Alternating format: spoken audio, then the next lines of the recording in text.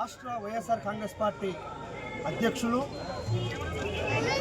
మాజీ ముఖ్యమంత్రి వైఎస్ జగన్మోహన్ రెడ్డి గారు ఈ నెల 4వ తేదీ వైఎస్ఆర్ కడప జిల్లా మైలవరం మండలం చిన్నకొమ్మిడ గ్రామ మాజీ సర్పంచ్ నారపురెడ్డి జగదీశ్వర్ రెడ్డి గారికి ఒక పెద్ద బాధ్యత కమిటీలో వేయడం జరిగింది.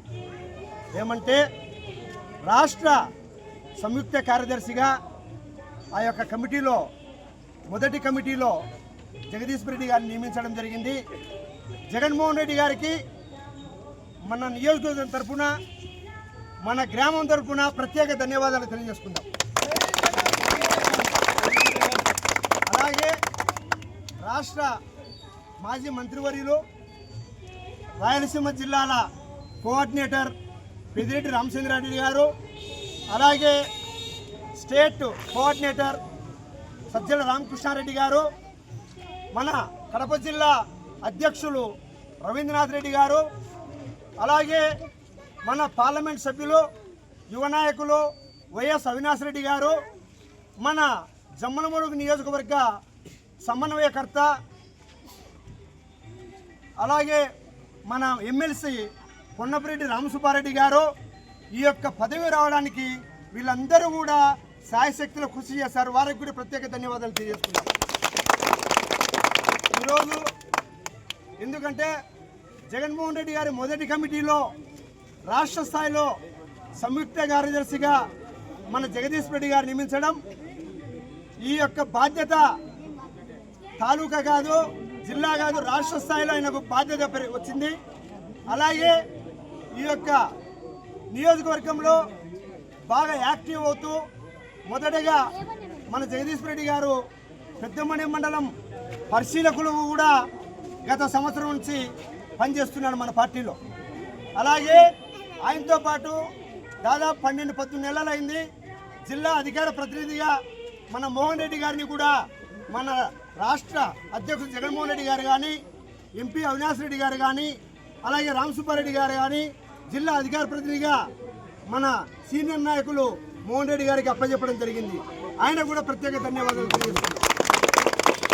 అలాగే గతంలో మన గవర్నమెంట్ చూసాం జమ్మలమడుగు నియోజకవర్గ మార్కెట్ యార్డు చైర్మన్గా ఇప్పుడు ప్రజెంట్ మాజీ చైర్మన్ శివగురెడ్డి గారు కూడా మనకందరికి సీనియర్ నాయకులు, వాళ్ళు కూడా మనతో పాటు నడుస్తూ వయసు మీద పడినప్పటికీ కూడా అందరినీ ఉత్సాహంగా నడిపిస్తూ ఎలాగైనా 29లో రామసుబ్బారెడ్డిని గెలిపించుకోవాలి, జగన్మోహన్ రెడ్డి గారిని ముఖ్యమంత్రిగా చేసుకోవాలనే ఆలోచనతో మనందరినీ కూడా ముందుకు నడిపిస్తున్నారు.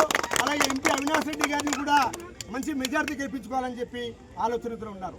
ఎందుకంటే ఇప్పుడు వచ్చినటువంటి ప్రభుత్వం అన్ని విధాల విఫలమైంది.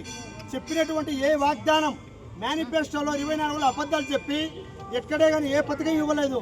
అమ్మఒడి పథకంలో, అదే తల్లికి వందనం పథకంలో కేవలం 22 లక్షల మంది విద్యార్థులకు పూర్తి అన్యాయం చేశాడు. అలాగే గ్యాస్కు సంబంధించిన 3 సిలిండర్ల సంవత్సరానికి దాదాపు 50% ప్రజలకు అందుకోలేదు. ముఖ్యంగా తల్లికి ప్రతి యొక్క మహిళకు 1500 రూపాయలు ఇస్తానని చెప్పి ఒక్క రూపాయి కూడా ఇవ్వకుండా ఈరోజు ఆయన నిన్న శుక్రవారం ఆయన మీటింగ్ తిరుపతిలో పూర్తిగా చేతులు ఎత్తేసాడు.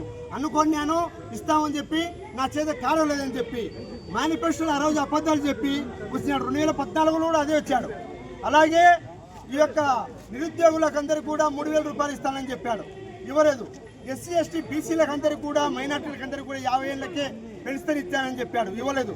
రైతులకు భయంకరంగా ఈ యొక్క ఎరువుల రేట్లు పెంచాడు, చాలా ఇబ్బందిగా పెంచాడు. ఆ విధంగా ఉన్నారు వాళ్ళు కూడా, రైతులు కూడా. ఇట్లా విద్యార్థులకు చదువుకునేటువంటి వాళ్ళందరూ టీచర్ పోస్టులు కూడా పూర్తిగా అన్యాయం చేశాడు. వీటన్నిటిపైన మనం బ్రహ్మాండంగా అందరం కూడా బాగా ఉద్యమాల్లాగా పనిచేసి ముఖ్యంగా ఈ గ్రామము మన నియోజకవర్గానికి బ్రహ్మాండమైనటువంటి వైఎస్ఆర్ కాంగ్రెస్ పార్టీకి కానీ ఆ రోజుల్లో కాంగ్రెస్ పార్టీకి కానీ పెట్టని కోట. మనం అందరం కూడా బ్రహ్మాండంగా పనిచేసి మన నాయకులందరినీ కూడా